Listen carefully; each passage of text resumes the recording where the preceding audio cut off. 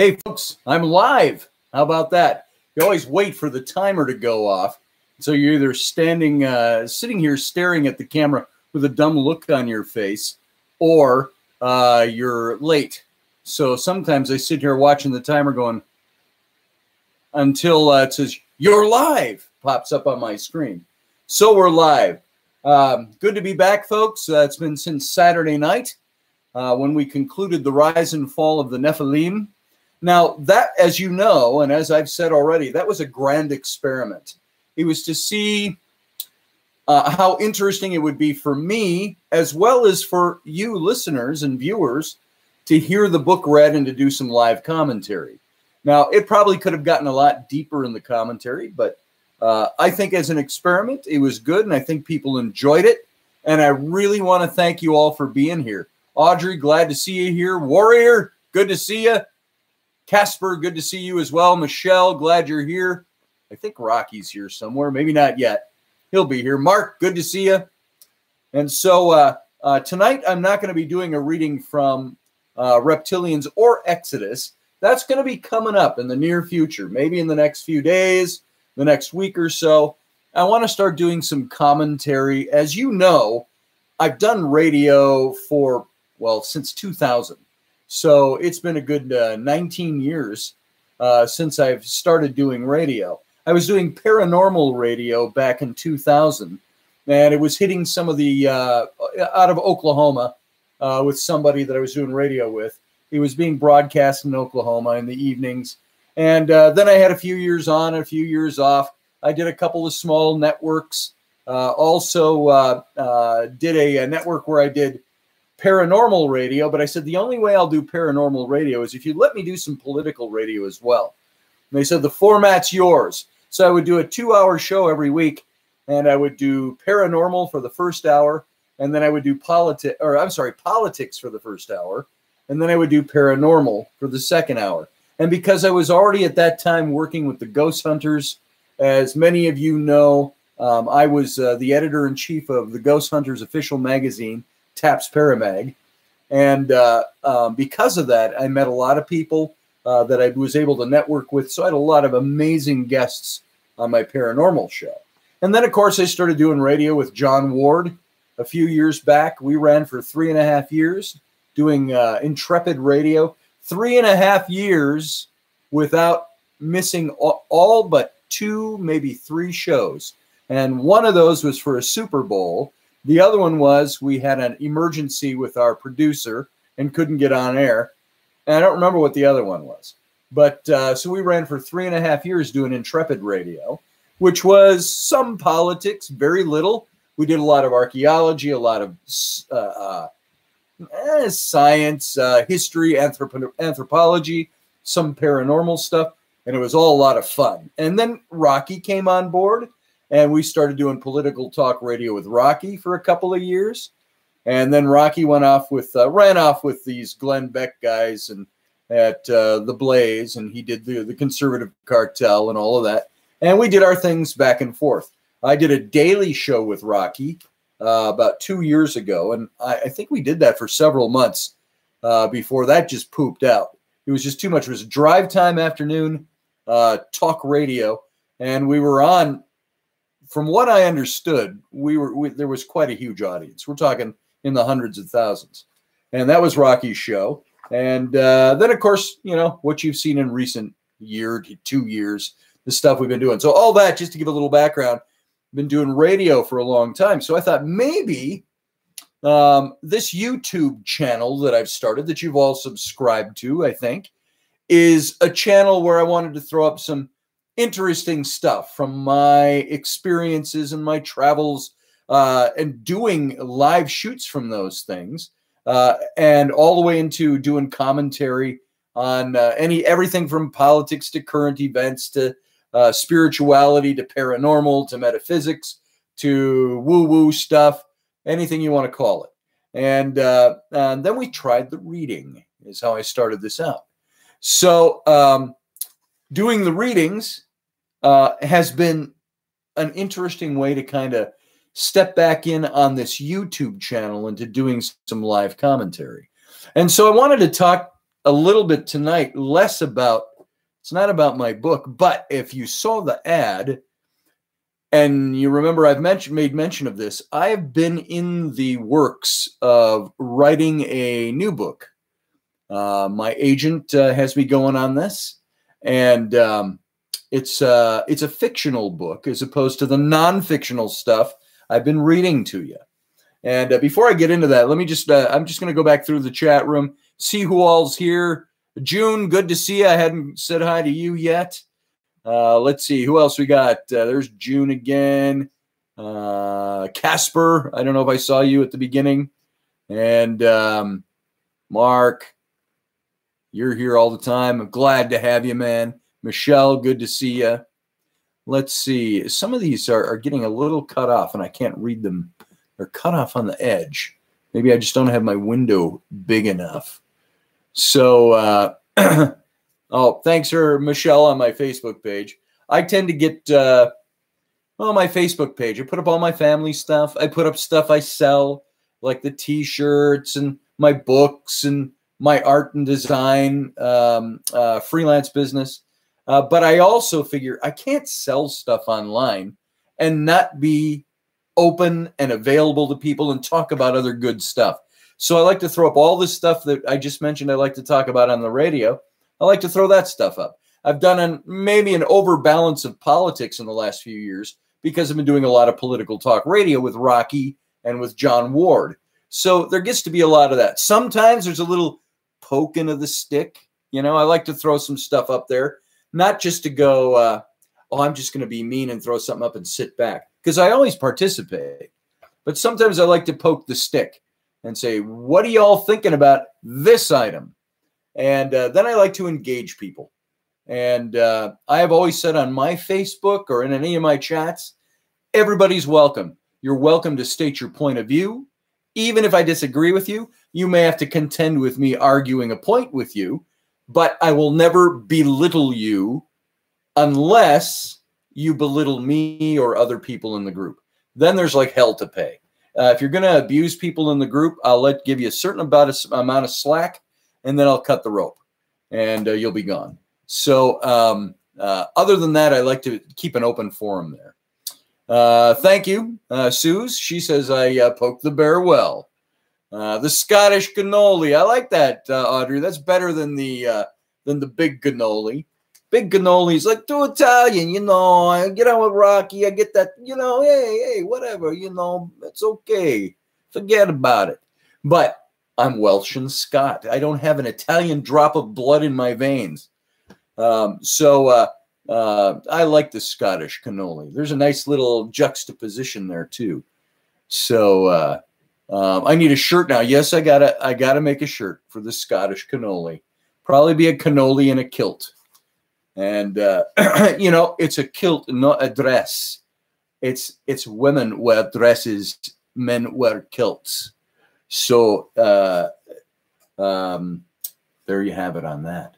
And I do have an array of kilts in my closet. I sometimes like to say I have more plaid skirts in my closet than a Catholic schoolgirl. And it's true. I've got great kilts, the Filet-Morse.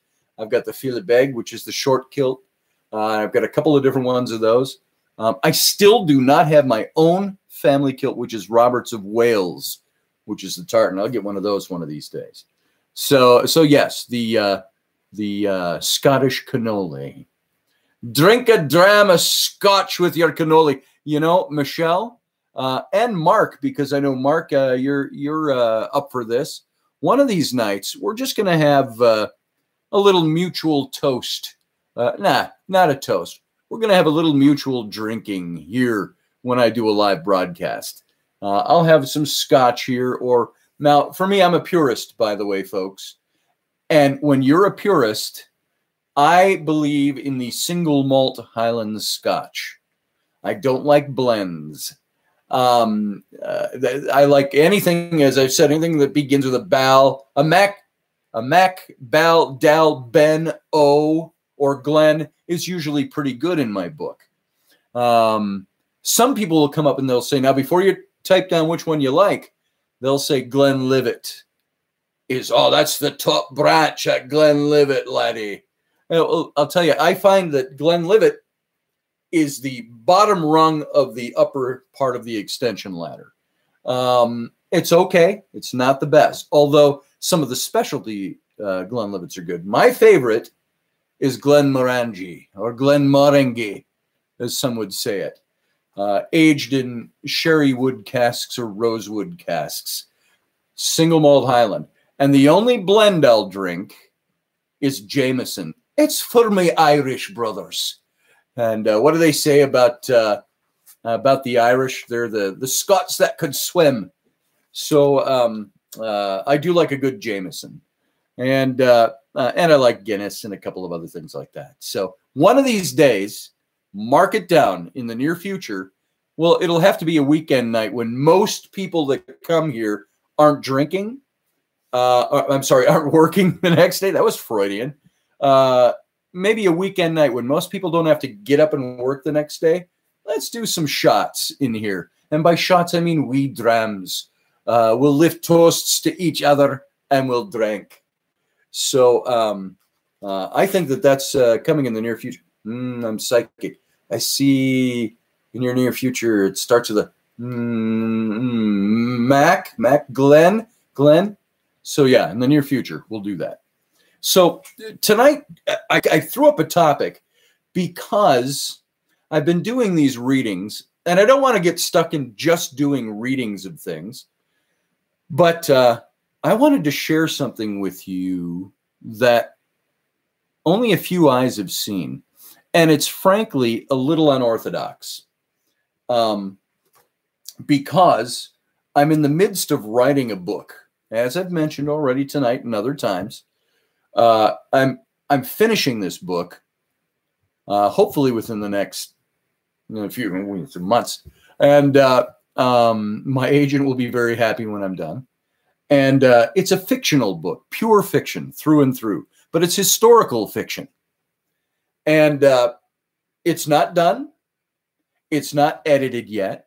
But I want to read a little bit later in the program here. I want to read a segment to you from it and get your reactions to it, how you think it sounds to you. I like it.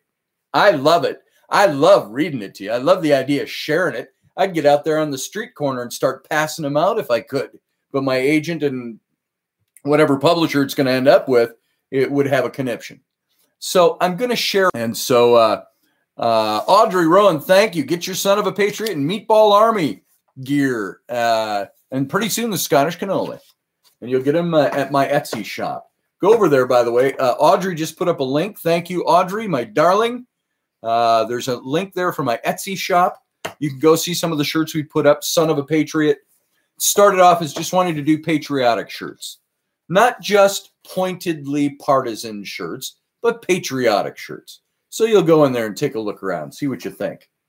And so I'm going to look at some things I pulled up here, and I want to share a couple of things with you. But this book that I'm working on right now, let me tell you a little bit about it. If you look at the graphic that was for tonight's show, that graphic has a picture of the book on it because the book is going to be a young adult book. Now, by young adult, don't let that throw you off too bad. Young adult, by definition, are books like, remember, you ever see the Twilight books? Those are young adult books. I'm trying to think of another series of books. Harry Potter, I think, became young adult books. It started as, I think, a younger person's book, but those are young adult. When you start thinking of the serious, the way the movies went, gives you an idea how the books went if you haven't read them. So young adult books, that would be roughly ages from 14 to 16 up into college age, 20, 21, 22. And that's what they consider young adult reading. And along with this book, I had suggested I do illustration work because I'm an illustrator. And I see the pictures in my head of this story. And so I thought I want to do illustrations for the book as well. And color illustrations, mind you. A lot of publishers, well, at least back when I did my first fictional book, The Rollicking Adventures of Tam O'Hare, you can find that. You go to tamohare.com if you don't know what it is. It's TAMOHARE.com. tamohair.com.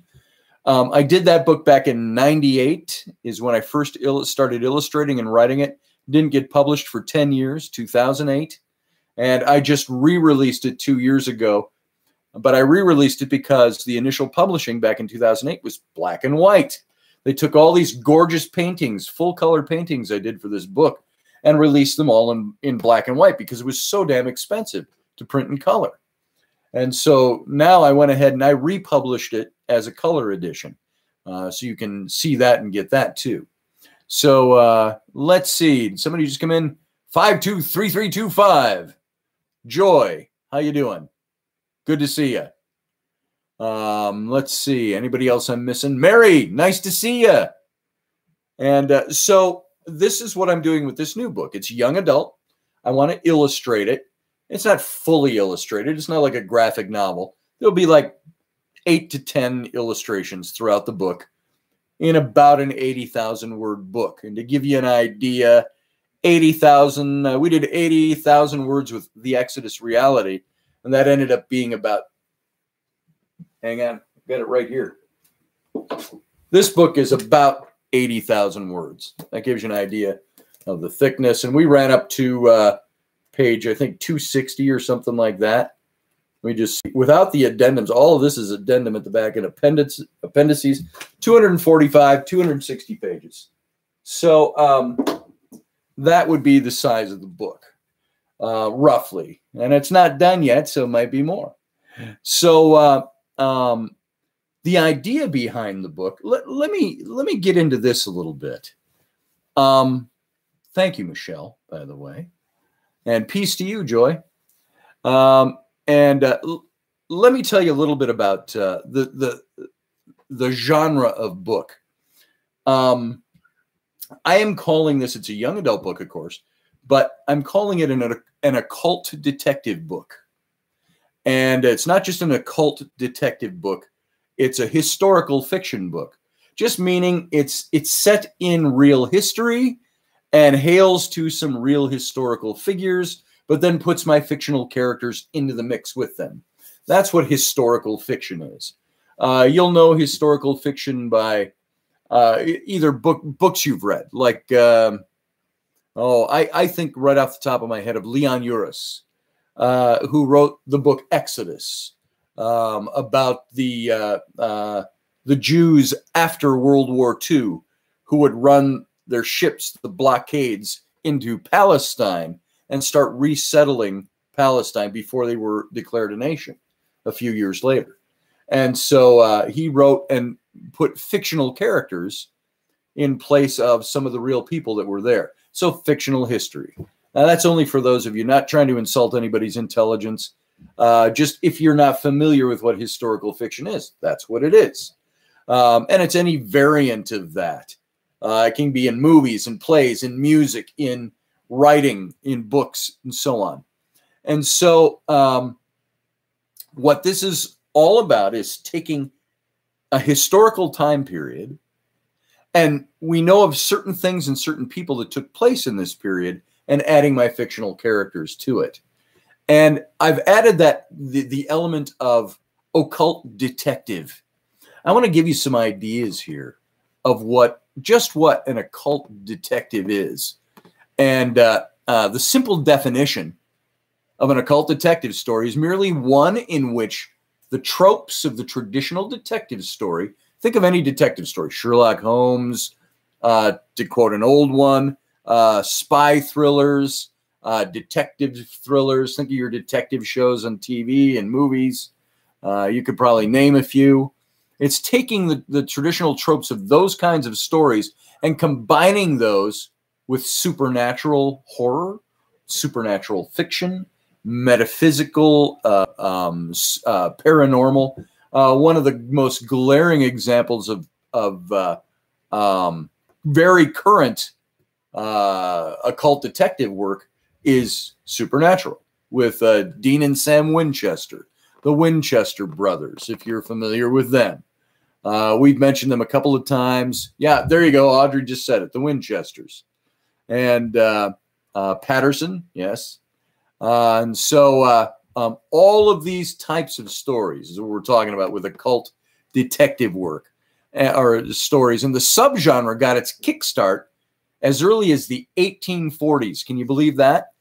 In Henry William Herbert's short story, The Haunted Homestead. And according to the painstaking research of some of these people who write about these things, since then it's become a staple of literature, movies, television, films, comics, graphic novels. You look out there now and tell me how many books you see out there in young adult sections. Walk through a bookstore, look at young adult, and you got everything from Artemis Fowl, which my kids like, to all of Rick Riordan's books, like who is he? Percy and the Olympians, Percy something and the Olympians, and all his books, The Red Pyramid, and all of these with his characters. These are all occult fiction and occult detective work in some of them. From Blackwood's John Silence to Wellman's John Thurstone to Moore and Company's John Constantine. If you're familiar with Constantine, they did a series on him. Keanu Reeves played him in a movie. From those characters, the occult detective as a storytelling device has really stood the test of time.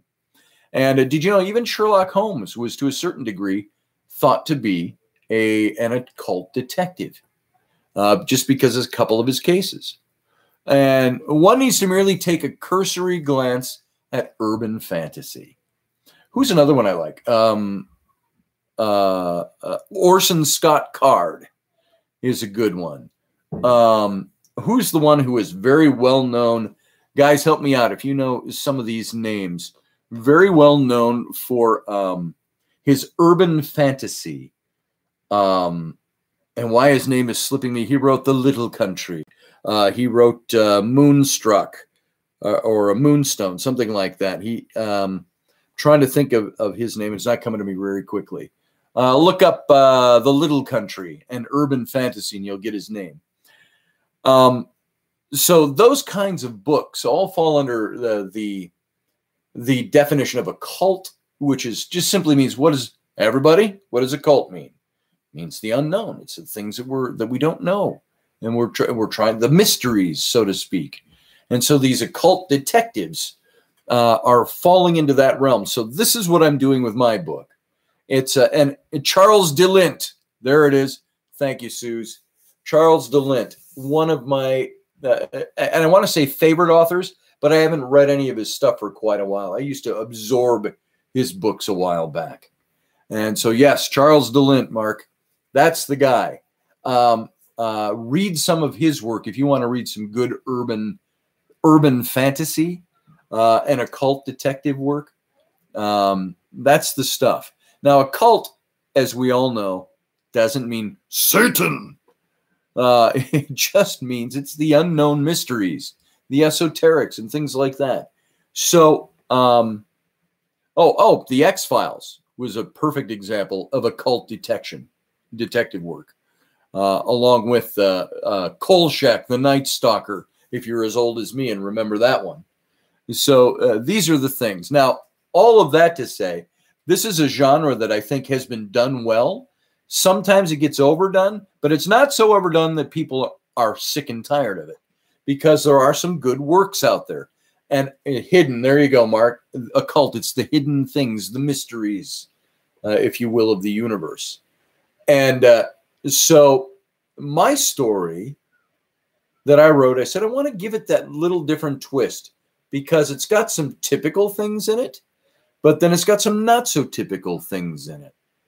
What do they say? There's only like 5 stories that have ever been written in the history of humanity, and we just all take variations on it. So you'll recognize the look and feel of my book, but it's the different twists that I'll be putting into it. So in my book, I'll start telling you a little bit about it here. I said it was a tentative title, but I think I'll be keeping this. It's called The 10 Breaths of Ra.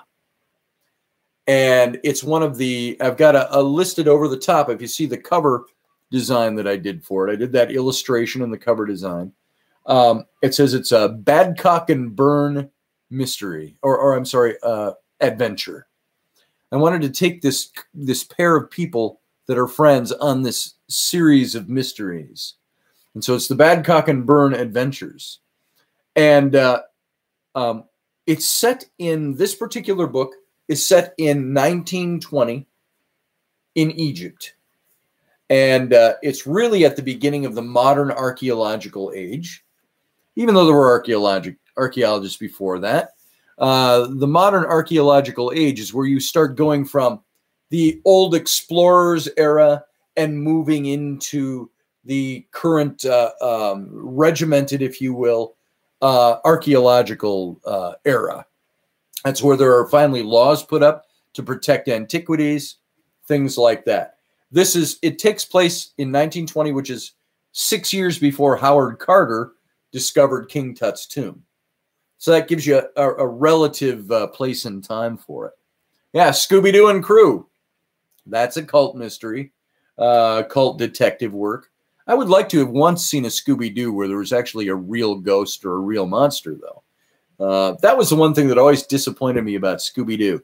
They never had any real monsters or ghosts. Well, that is until the Winchesters joined them for an episode last year.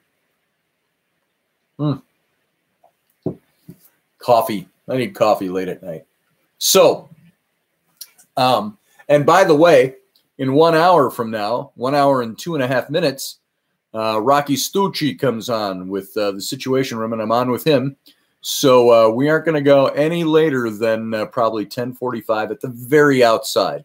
I want to make this, I don't want to just talk to fill time.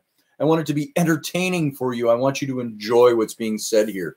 And hopefully I'll look over here to the chat room a little more so I can pick up your stuff. Harry Potter, yeah, to a certain sense, that is also PK. That is also a cult detective work. It's incorporated into that story. Let's see. Yeah, we might see a real Scooby-Doo. Exactly. Scooby-Doo recently discussed Nibiru. Is that true? Interesting. Once again, fake ghosts. No, don't go all haywire on me. I don't know what to think about the whole Nibiru thing. So other than my first blush with it is that I discount a lot of it. And I've got my reasons. But let's move away from that. So in this book, 1920s occult, both people in their early 20s, and the main character, I guess you'd say, that I started with was the male character, Daniel Badcock. He is a Romani, gypsy. He comes from a line of gypsy family.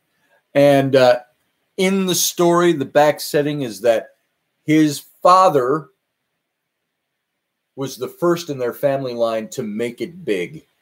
And he got into aeroplanes, and then World War I hit, and he made a fortune.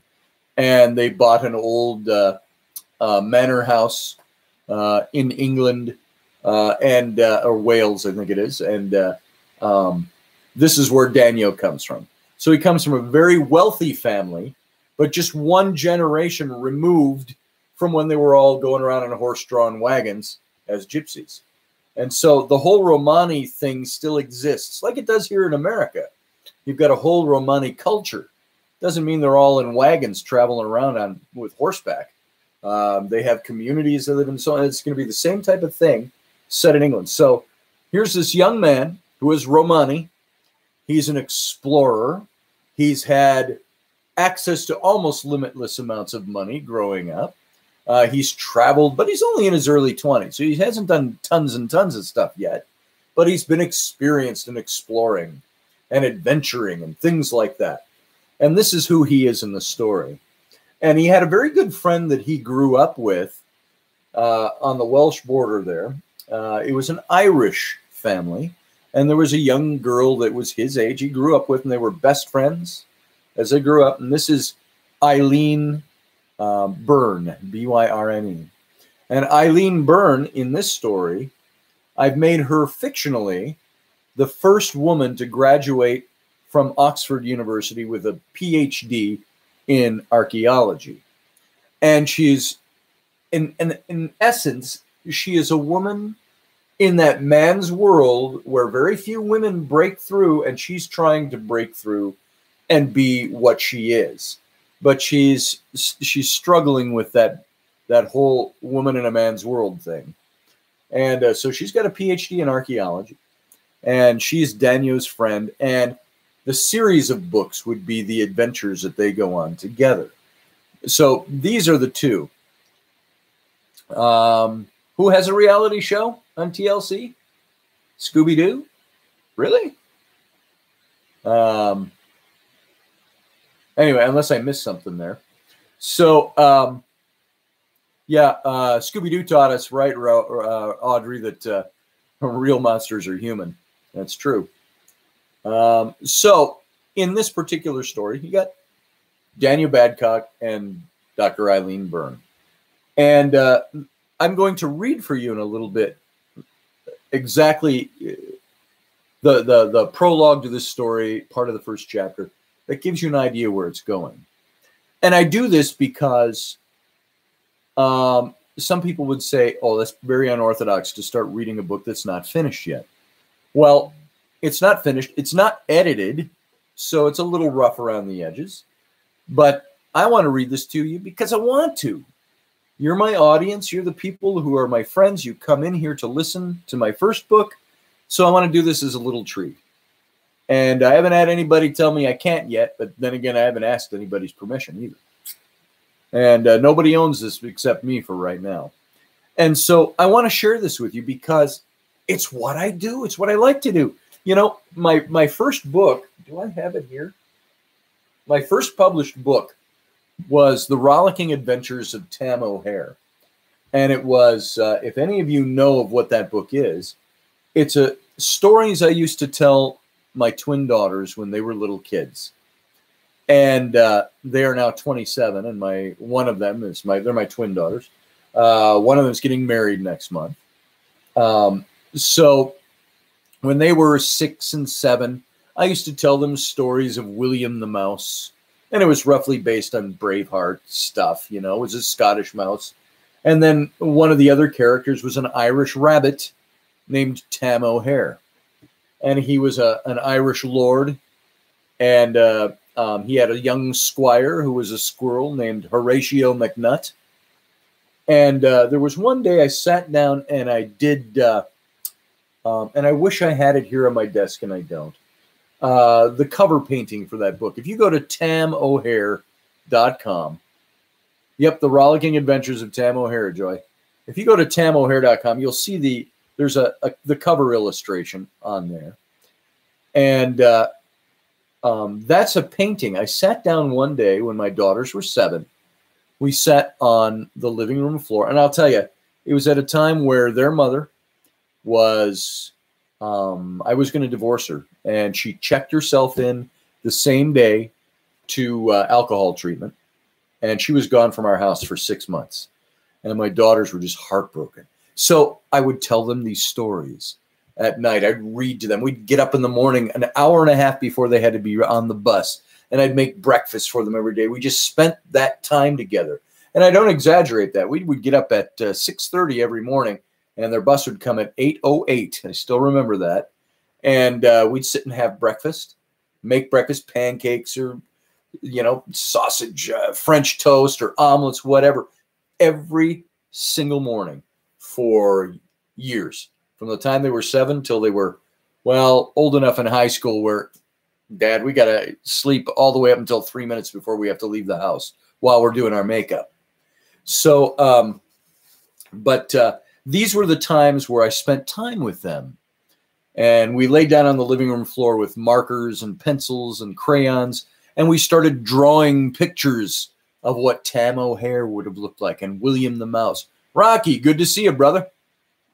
And Horatio McNutt. Yes, Joy, that was his name. Horatio Glamis Tamerlane Thatchaway McNutt, a squirrel of singular purpose. So says the opening sentence to chapter 2. And so these characters we did. And then the next day I sat down and I did this big color painting of Tam O'Hare and Horatio McNutt for my daughters. Now, mind you, at this point, I hadn't written a word of the story. It wasn't even a book yet. I just did the painting for my kids. And then I wrote the story over the next year and got an agent and so on and so forth. And that painting that I did that next day, that became the cover of the original book. And it's on the revised edition as well with the color. So you can go take a look at that if you want. It's over at tamohare.com. You can take a look at this stuff. So with that brief rabbit trail, that's the first fictional work I ever had done. And it was anthropomorphized. It was using animals in the place of humans, set against a very true to historical background in Tudor England, Ireland, Scotland, against the reigns of the tumultuous conflict between Elizabeth I of England and her cousin Mary, Queen of Scots. Tickle and toggle the please. It's good for the soul and the algorithms. Not sure what you mean by that, Michelle, but there you go. Thank you, June, about the character names. So all of that to say, that's where I started writing. I don't remember why I got into talking about Tam O'Hare, other than to describe, I suppose that's what I did. So with those characters. TamO'Hare.com. Here, I'll type it in here for y'all. Just go here. TamO'Hare.com. And you can take a look at the illustrations. There's some of the text is in there as teasers and things like that. So here's what I want to do. This book is very different in that it's not anthropomorphized. It's not about animals acting as humans. These are real people set in history, fanciful situations. The book itself, where I say it's adventure, it's historical fiction. At the same time, it's a cult detective work, a cult detective story. And it includes the supernatural, the mystical, the magical. I'm talking magical with a J and a CK. The magical, the occult, the esoteric, and all of these things blending together to make this story. And I told you, it's set in 1920 Egypt, 6 years before John Carter discovered King Tut's tomb. That gives you the time and place. Eileen Byrne is working on an archaeological site. And once I start reading this in a few moments, you'll see where that story goes. And I'm doing this to give you a teaser now, okay? So now there you go. All of that talk to get to this point about historical fiction. I printed this out, by the way, some of the stuff that I'm going to read to you tonight. Are you ready? Shall we get going into this? And I'm not going to make so much commentary on this because it's a fictional story as opposed to a non-fictional book about the Nephilim. So yeah, that's a long tease. Here we go. Thanks, Audrey. I don't know if you're telling me to get on with it and kicking my butt or just being funny. Here we go. The 10 Breaths of Ra, a Badcock and Byrne adventure. And I open up with Perry Shelley's very familiar poem.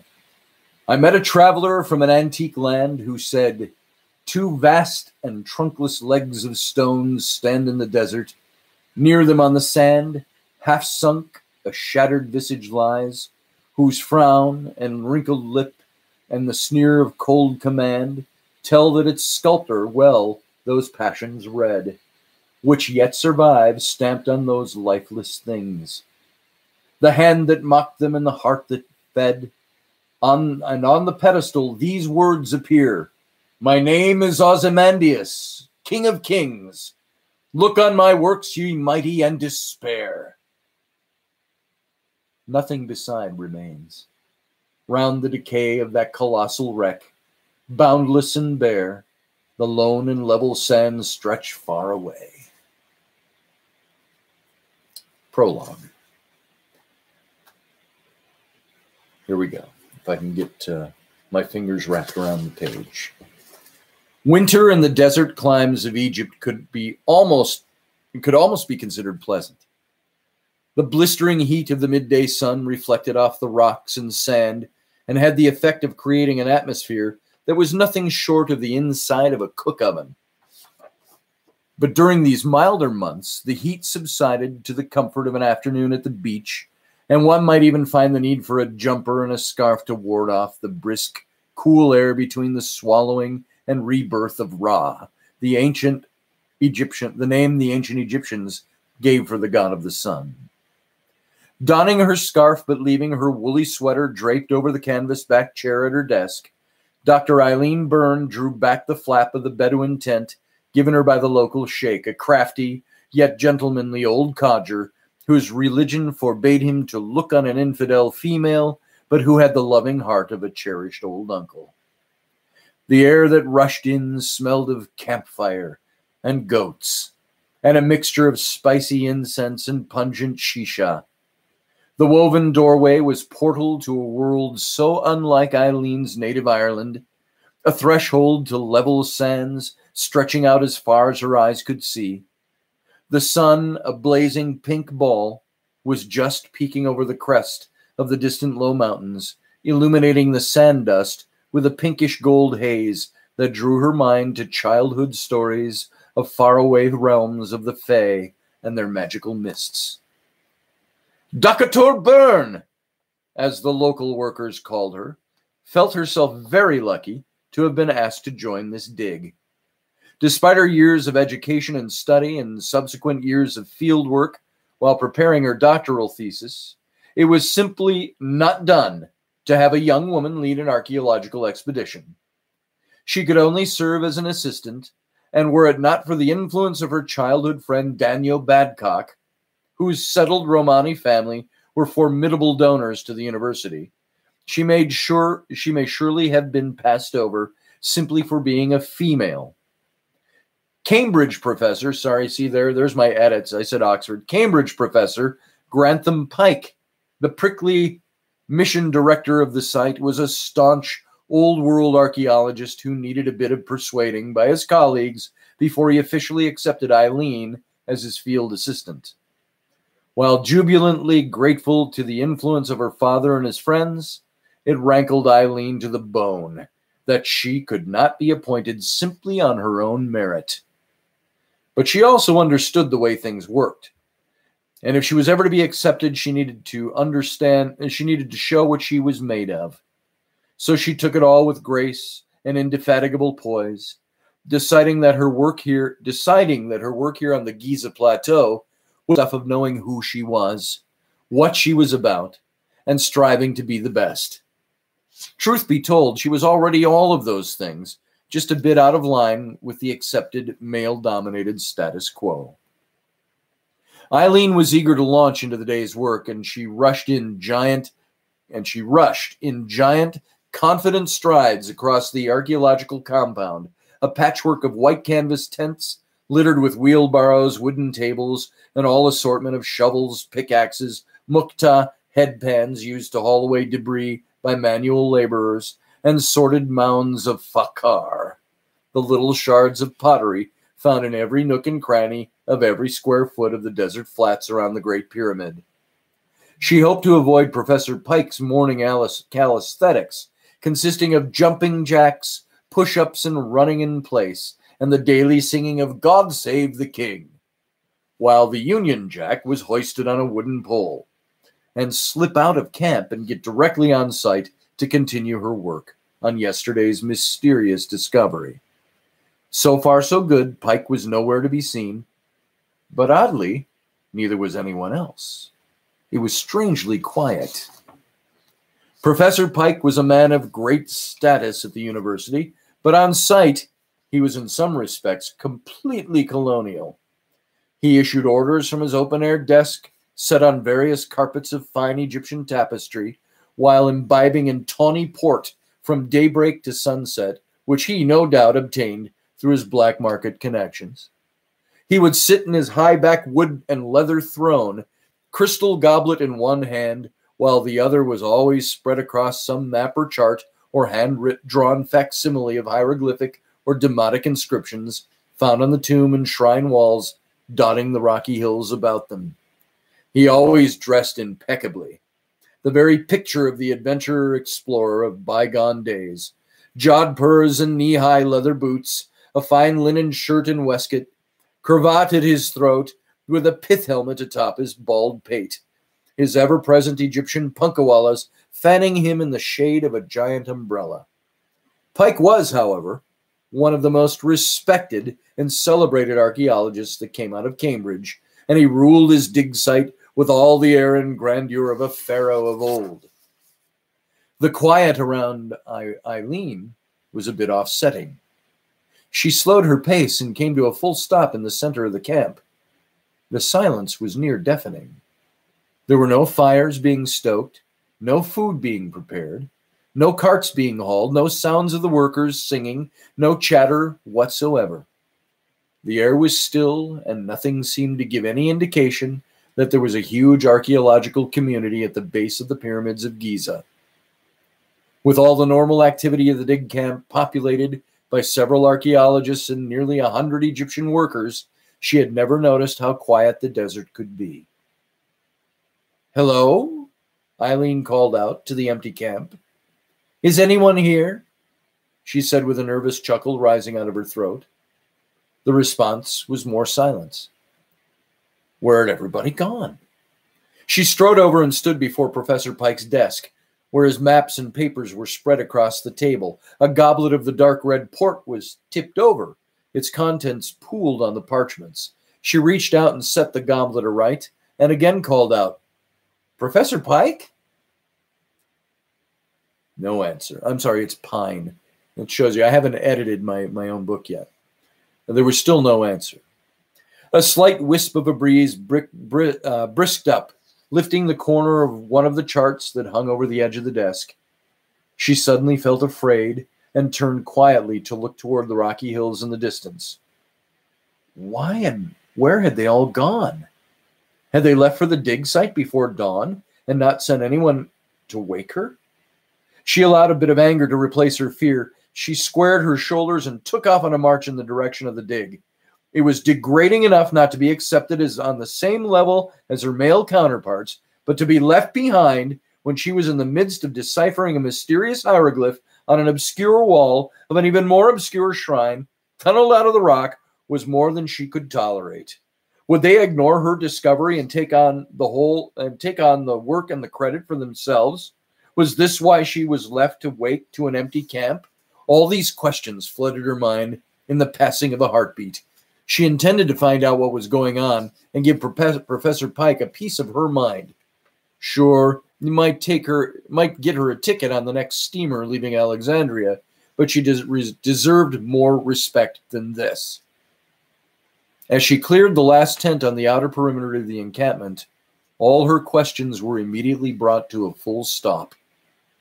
There, spread out on the sands before her, lying face down, were the Egyptian workers, all with their hands behind their heads, fingers interlaced. Circling the massive creatures stood at least 30 men, all similarly dressed in white galabeas and black vests, holding various weapons, from swords and daggers to rifles and pistols. Black face scarves covered all but their eyes, and a bright red fez sat atop each one's head. The scene looked almost like a photograph, as no one moved or spoke. And there at the front of the scene was Professor Pike, on his knees, with 2 guards holding daggers to his throat, and another standing a few feet away with a British Enfield rifle pointed at his head. Seated behind the kneeling professor, lounging in Pike's throne, which had obviously been dragged there from behind the desk, was a very large, imposing man, dressed in similar fashion to the others. He wore no covering over his face, and his eyes reflected the rising sun as they shifted to look directly at her. Eileen's mouth dropped open. She tried to speak, but could only croak out the word, "Professor?" In less time than it took her to get the word out of her mouth, the massive man who had been seated in the throne was standing up straight and tall, towering head and shoulders above the rest, his voice booming out one word that echoed across the sands and reverberated off the rocky cliffs in the distance. "Silence!" Eileen froze. "Bring her to me," the large man ordered, and no one in particular. Immediately, 5 of the masked men ran toward Eileen, all shouting in Egyptian Arabic while brandishing their weapons, tripping over each other to see who could reach her first, wanting to impress their master. One of the five, in a very broken English, spat out while pushing down the head of one of his fellow minions. "You come now! Yalla be! Yalla be! Quick now!" The rest of the group started yelling out in unison, "Yalla! Yalla! Yalla!" Spittle flying in all directions. Had the situation not been so grave, Eileen would have laughed at the bumbling, almost comedic actions of this band of criminals, the sum total of whose intelligent quotients could not have added up to a handful of date pits. And frankly, she found herself so repulsed by their ruffian manners and sensationally overwhelmed by their corporate god-awful stench, obviously acquired through countless months of bathing only when one tripped and fell into the rare mud puddle, that their befuddling attributes fell far short of provoking even a chuckle through her olfactory, overladen disdain. In fact, they were so repugnant in their dirty, oily, matted, damn near manged personifications that it had the effect of rendering Eileen completely watery-eyed and distracted from any cogent thought of how to act or respond. This added to her fear. Having some grasp of the basic language, she responded, "Yalla, yes, yalla, I will hurry." And as they reached her, they grabbed her by the arms, pulling her toward the large man standing behind Professor Pike. And also knowing something of the Egyptian customs, she yanked her arms away from her captors and said, rather sternly, "La shukran, no thank you, do not touch me." She broke free of their hold, drew herself tall, raised her head beneath her nose to ward off their scent, her hand beneath her nose, and walked calmly forward. One of the masked men had the grave misfortune of again grabbing her by the elbow, at which she spun around and slapped him across his face, tearing loose his black veil in a wide roundhouse swing. His face was grizzled and unshaven, and his eyes grew wide, less from the slap than the indignity he felt at being struck by a female in front of his peers. He gritted his rotting teeth and raised his fist to strike her. "Do not touch her, you foul scum!" yelled out Professor Pike, who was instantly slapped across the back of his head by one of the men holding him at knife point. Pike, feeling the fire of his once hardy youth, turned and spat at the feet of the attacker, who immediately lurched forward to impose some greater harm on the professor. At the same moment, Eileen yelled out in anger, "Stop, you animal!" speaking directly to the professor's attacker, but looking straight into the eyes of his leader, standing in front of Pike's throne. "Stop!" called out the leader of the captors. Less is a shout and more is a booming command. Instantly, everyone froze. Then in a very quiet yet deep, bassy tone, he said to Eileen, while motioning with his outstretched hand, "Come to me, please.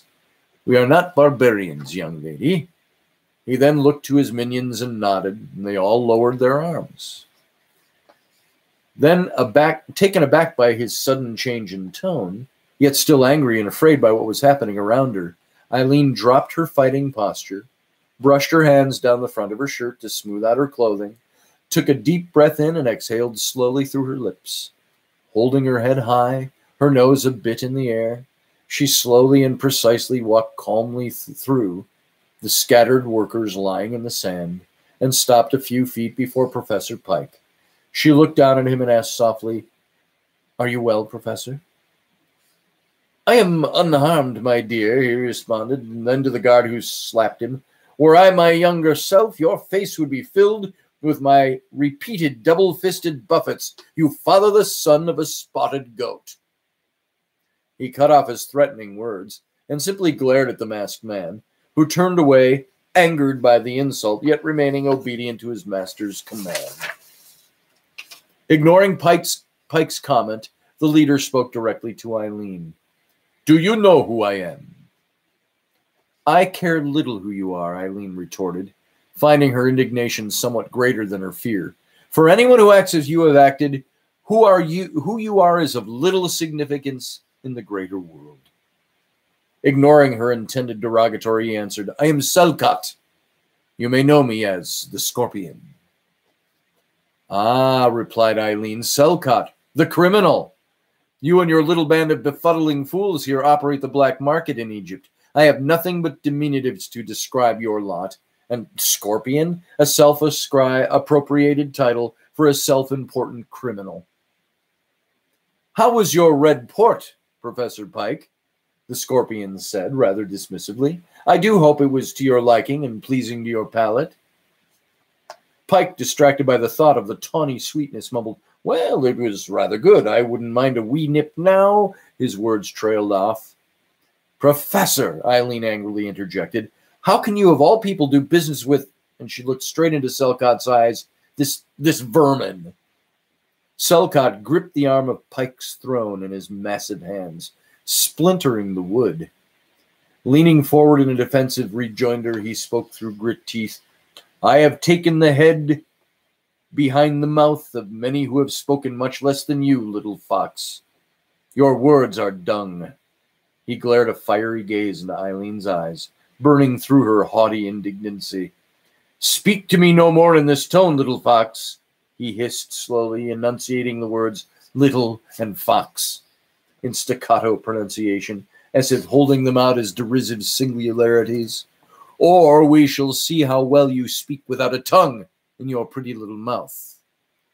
He then sat back against the high-backed throne and exhaled with eyes closed. Eileen believed him, and in a blink of an eye she became fully aware of how much deeper jeopardy she may have just placed on herself, Professor Pike, and their entire archaeological crew.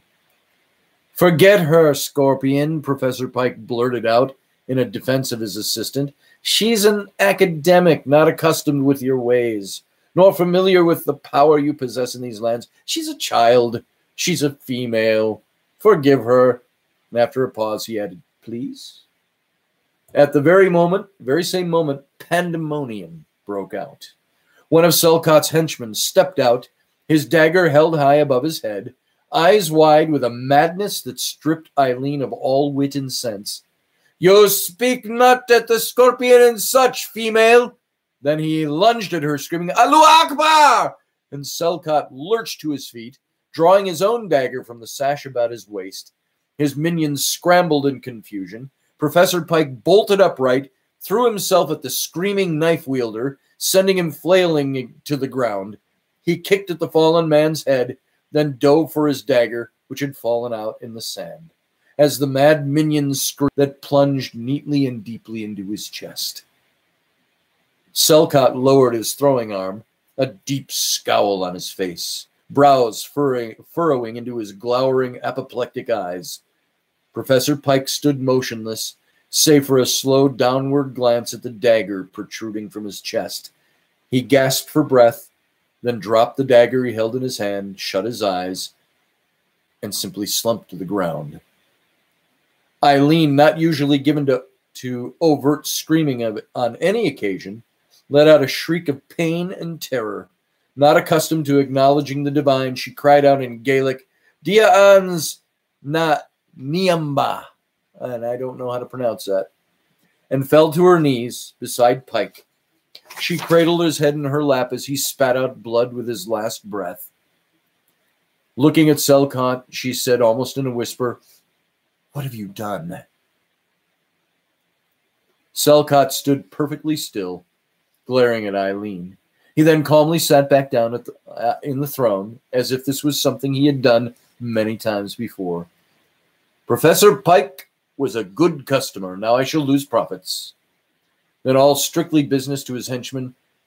Go to Pike's tent, gather up whatever cases of the red liquid remain. We can sell them in Cairo. Two of his men nodded and turned toward the camp to fulfill their master's command. Selcott leaned forward, addressing Eileen as if they were the only two creatures in the world. I will not be trifled with, little fox, and you will give me what I need, what Pike would not. Again, Eileen believed him, but felt as if reality was slipping away from her. Who is this Selcott, and why did his presence here just shatter the world as she knew it? Why was he here? Why was she here? Just a few short minutes ago, she was watching Ra being born again, and now Professor Pike lay dead in her lap, his blood soaking the sand beneath her.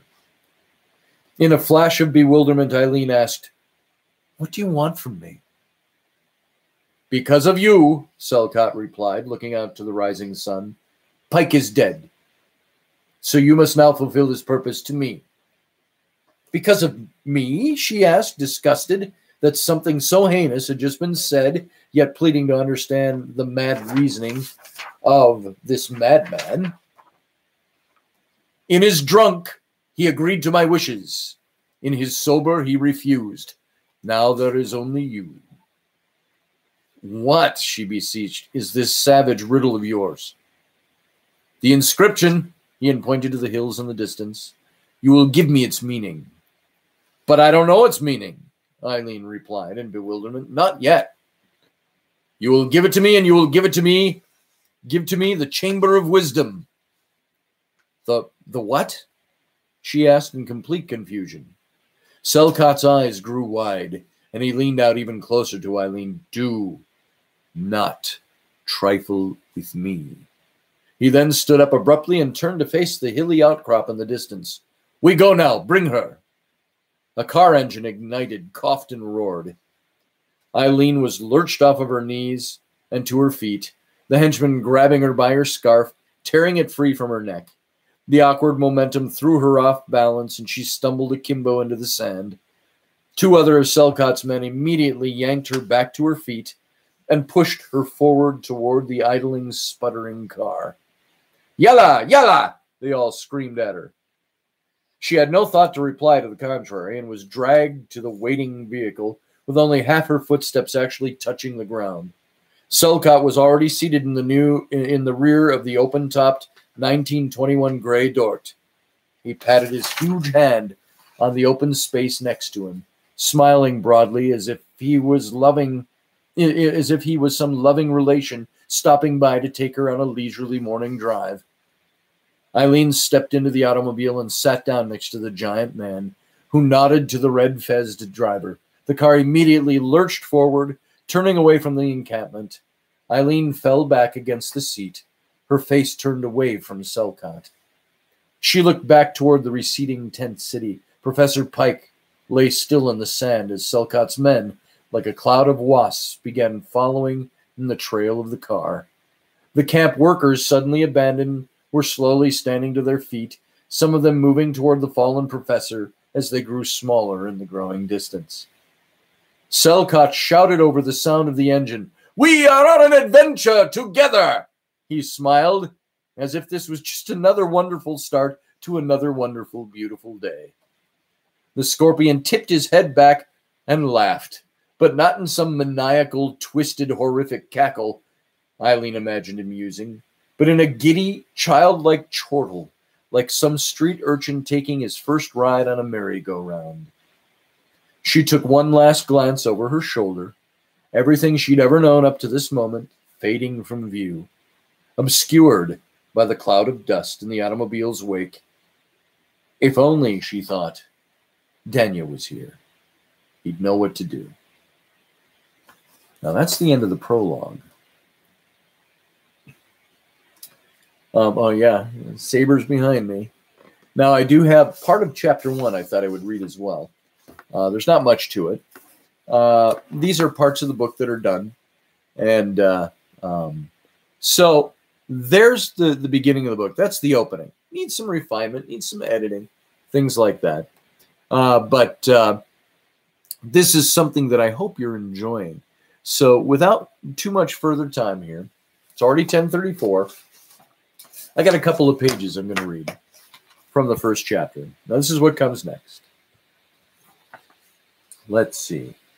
I've got it in Welsh Gaelic, which I don't speak Welsh Gaelic. I can spell some of it, but Dwaigalan dimanad. I'm not even gonna read it. In English, it says 2 hearts, 1 wish, of different soils, but one language, 2 ropes that join connected, 2 souls, but one journey. It's a Welsh saying. Let's see. Far from the arid sands of Egypt, and just a handful of miles from the Welsh border, lay a broad expanse of green, fertile land, swathed in ash and alder groves, out of whose sacred heart thrust the stone towers and sky-piercing spires of the ancient Mott and Bailey Manor House that is home to the family Badcock. Poised on a grassy hill above the River Wye, the great house stood for 17 centuries in one form or another, beginning with a Roman fort whose ruins melted long ago into the crest of the Mott Hill and served as the foundation of the small medieval keep that through the course of time saw renovation and expansion into the magnificent edifice that stands sentinel over the town of Wight-on-Wye to this very day. The great house has witnessed the rise and fall of Saxon and Norman overlords, the rule of generation of English monarchs, innumerable border wars, territorial battles, and even a little siege or two. And due to the graciousness of its current master, the house recently served as a convalescent home for the wounded British soldiers returning home from the Great World War to end all wars. With its long history, one might rightly expect that such an imposing place would be filled with dark halls, eerie corridors, shadowy alcoves, and somber spirits of former inhabitants. But this morning, it was filled with dazzling sunlight that dappled through the blossoming trees and the gardens surrounding Badcock Manor, and poured through the cathedral windows lining the eastern wall of the manor's great house. Daniel Badcock lay sprawled across an overlarge wingback chair. His booted feet dangled over one arm, his head hanging over the other as he stared into the timbered ceiling of the hall. Papers, books, and maps scattered the floor in a 6-foot radius around the chair. A silver tray with an empty china teapot and cup stood atop the smallish tower of leather-bound books, built of titles ranging from Jack London's Call of the Wild to Zane Grey's Riders of the Purple Sage, topped off with Tarbell's The History of the Standard Oil Company, a gift from Daniel's business-minded father. As the only son to Shadrach and Cinderella Badcock, master and mistress of Badcock Manor, Daniel, at the virile age of 21, was expected to soon take on a more responsibility in his father's aeroplane company. Yet he longed for the old days and ways, the times when his grandparents were but simple gypsies who roamed the Welsh countryside in their horse-drawn wagon, telling fortunes, playing music, and working in metal and carpentry for the few coins they could earn. It's not that Daniel had no head for business. It was simply a matter of his heart pulling him in a completely different direction.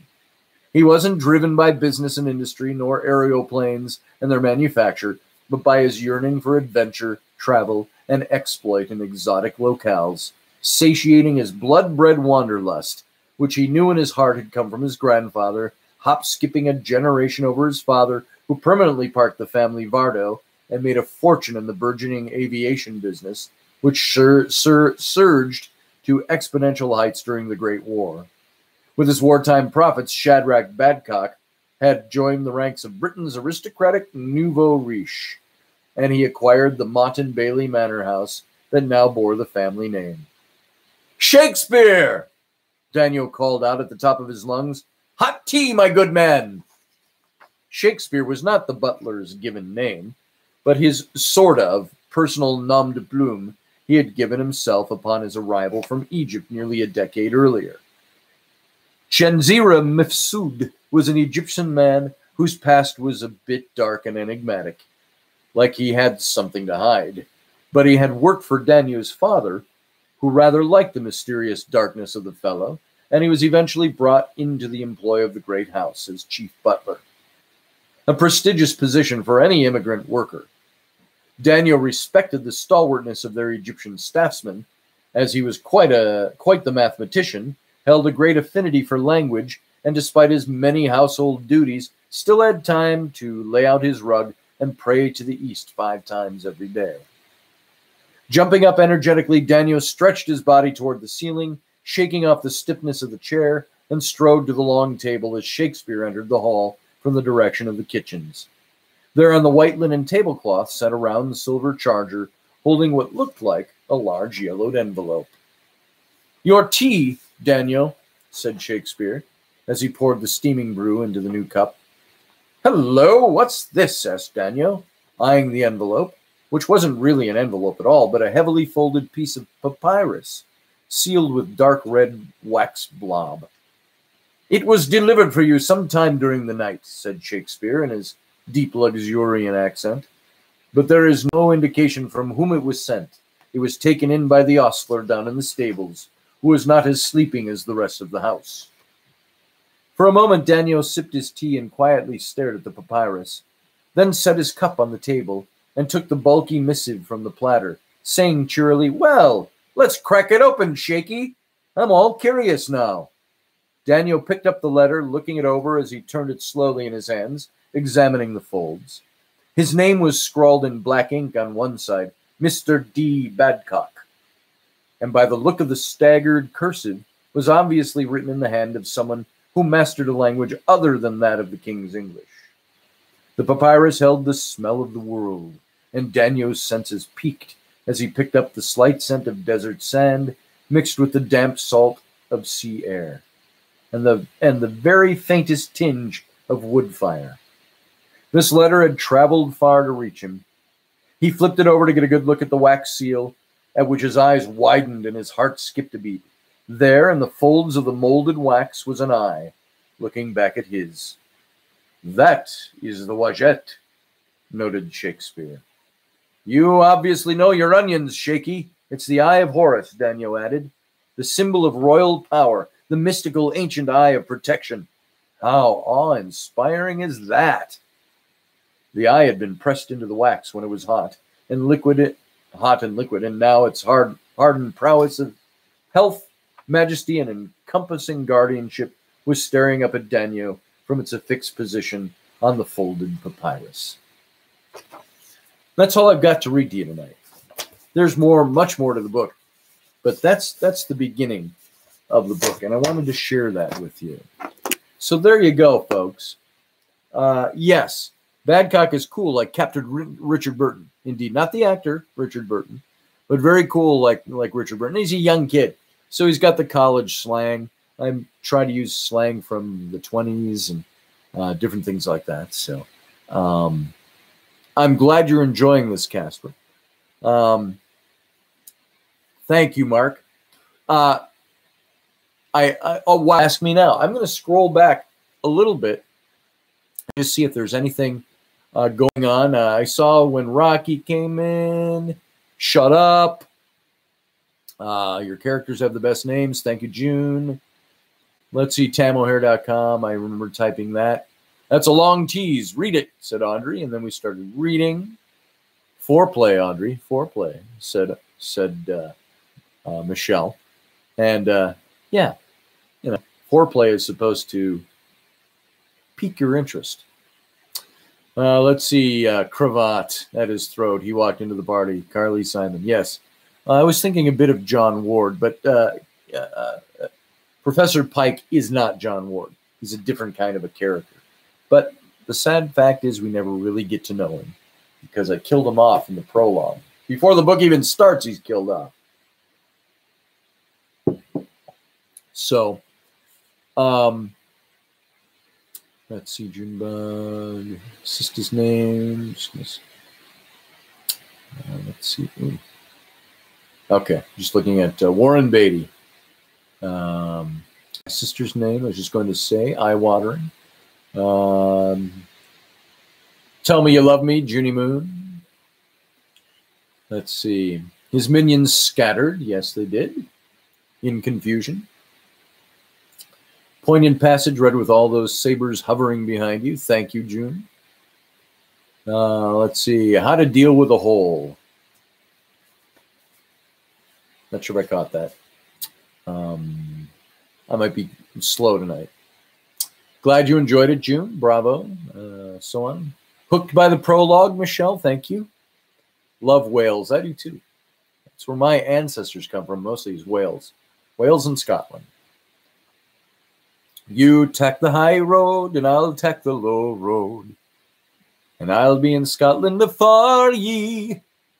But me and my true love will never meet again on the bonny, bonny banks of Loch Lomond. Let's see. Aristocratic nouveau riche, indeed. Painted a picture in your mind. I'm glad that did that, Casper. Badcock is cool, yes. Sounds good, sounds good. Loved it. Can't wait to see more where this goes. Thank you, everyone. Okay, and that's it. And that's it for the reading. And I'm trying to get this book done the next 30-ish days or so. And then I have to do some illustrations. But there are some very interesting entanglements. What the story is about, which you don't get all that much yet, other than there is a hint at an artifact and the translation of some language on it. This whole story is about an ancient artifact. I'm trying to think of guarded language because I want to give away the story, but an ancient artifact that raises an ancient god from the dead. This artifact is something that is found through Eileen's work. And Selcott wants it because he's a black marketeer. He doesn't care about its historical efficacy. He wants this thing to sell it. And he gathers together a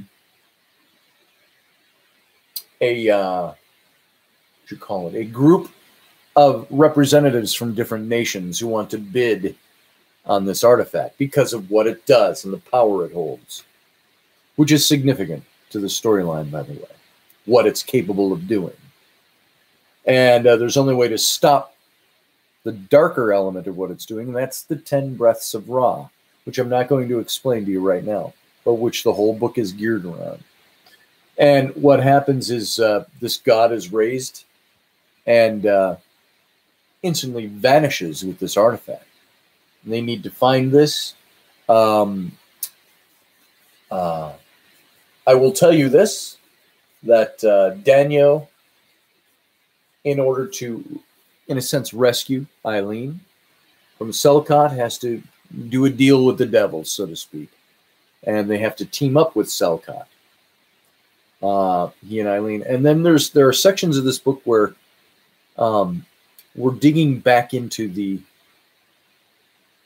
what you call it? It would be the folklore, the magics of the Romani, that Danyo has to go to his grandparents and gain an understanding of what he has lost over the generation since his father took over. And there are certain things, certain reasons he needs this and these protections. The story has, as I mentioned, it's got some history, it's got some archaeology, a little tiny bit of anthropology veiled in there so nobody thinks they're actually learning something. Nobody knows. And at the same time, the mysterious, mystical, esoteric, when it comes to the magics, when it comes to different elements of the story. There's the fun, wicked elemental part of it, that there are certain creatures out of Egyptian mythology that rise up and are put in pursuit of the couple, this pair, Eileen and Danyo. There is a scene, I'll tell you, in the book where there are zombie mummified baboons that an army of them raised that Danyo and his team of adventurers need to fight off. There are elements like that in the story. Those are just details of story elements that carry the story along. And they meet up from the Chinese contingent of these countries that are meeting to bid on this artifact. They meet up with, through the circumstances, teenage Chinese boy. Don't get Short Round out of your mind if that comes into your head, from Indiana Jones. Nothing like that. He's a very studious teenager, probably 16 years old, 17 years old. And He becomes very attached to Daniel and Eileen, and he's stowed away with the Chinese contingent, and he carries parts of the plot with him through the story. And so this is what the story does. And Daniel, at one point in the book, to go find Eileen, he steals one of his father's. His father is an aeroplane company. Think triplanes and biplanes. And his father had made 4 replicas of the Red Baron's plane after World War I. And Daniel steals one of those to fly to Egypt. And so there's elements like that. Think of adventure elements, mystery elements.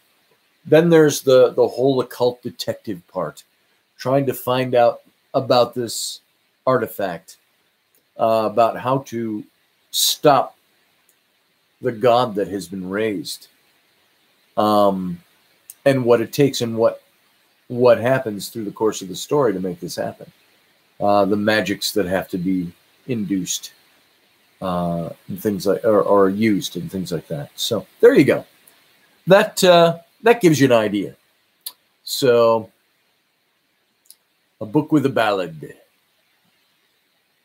Badcock, B-A-D, as in dog, B-A-D-C-O-C-K, Badcock. And I actually pulled that. I went researching for a couple of hours many, many months ago for good Romani names found in Britain at the turn of the 20th century. And that name popped up in the list, and it stood out. I was like, oh, man, I like that name, Badcock. So there you go. And Byrne is an Irish name, and she's a redheaded Irish woman, Eileen Badcock. And if you haven't seen the cover, you can look at the graphic for this video tonight. You'll get an idea of what they look like. The devil almost wins. It'll be a broad, bright, moonlit night. Indeed. So there's nothing like a pissed off raised god. You know, that's pretty much it.